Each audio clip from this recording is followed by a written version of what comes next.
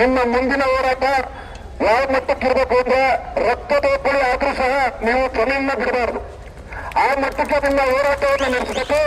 ನಾವು ತಾಲೂಕಿನಲ್ಲಿ ಮತ್ತು ರಾಜ್ಯದಲ್ಲಿ ಒಂದು ರಾಜಕೀಯ ಪಕ್ಷವಾಗಿ ಸನ್ಮಾನ್ಯ ದೇವೇಗೌಡರು ಮತ್ತು ಕುಮಾರಣ್ಣನವರ ಸಹಾಯದಿಂದ ನಿಮ್ಗೆ ಯಾವ ಮಟ್ಟದ ಹೋರಾಟಕ್ಕೂ ಸಹಕಾರ ಕೊಡೋ ಸಿದ್ಧ ಅಂತ ಹೇಳಿ ನಮ್ಮ ಪಕ್ಷದ ಮುನೇಗೌಡರು ಇದ್ದಾರೆ.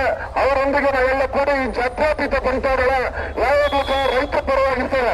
ನೀವು ಬಿಡದಿಲ್ಲ ನೋಡ್ತಾ ಇರ್ಬೋದು ಯಾವ ರೀತಿ ಡಿಸ್ಕೋರೆನ್ಸ್ ನಡೀತಾ ಇದೆ ಅಂತ. ಆ ತರ ಇನ್ನೂ ಬರ್ತದೆ. ಅದಕ್ಕೆ ನಿಮ್ಮ ಹೋರಾಟ ಬಹಳ ಕ್ಷಿಪ್ರವಾಗಿರ್ಬೇಕು.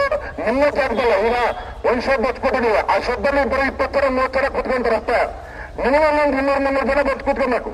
ನಾನು ಅವತ್ತು ಅವಾಗ ಹೆಣ್ಣುಕೂರು ಯಾರನ್ನೋ ಗಂಡಸರನ್ನ ಮನೆಗೆ ಸೇರಿಸ್ತಾ ಇದ್ರಿ. ಈ ಹೋರಾಟ ನಿಲ್ಲವರೆಗೂ ಈ ಭೂ ಕಬಳಿಕೆ ವ್ಯವಸ್ಥೆ ವಾಪಸ್ ಹೋಗೋವರೆಗೂ ಯಾವ ಜಾತ್ರೆಗೂ ಕಳಿಸ್ಬೇಡ್ರಿ. ಅವರು ಅಲ್ಲೇ ಇರಬೇಕು. ನಿಮ್ ಪರವಾಗಿ ಹೋರಾಟ ಮಾಡಿ ಈ ಜಮೀನ ಸರ್ಕಾರ ಏನು ಭೂಲಕ್ಷ ಮಾಡಕ್ ಹೊರಟಿದೆ ಅದನ್ನ ವಾಪಸ್ ತಗೊಳಕ್ಕೆ ನೀವು ಅವ್ರನ್ನ ಅಲ್ಲೇ ಬಿಡಬೇಕು ಅಂತ ಹೇಳಿ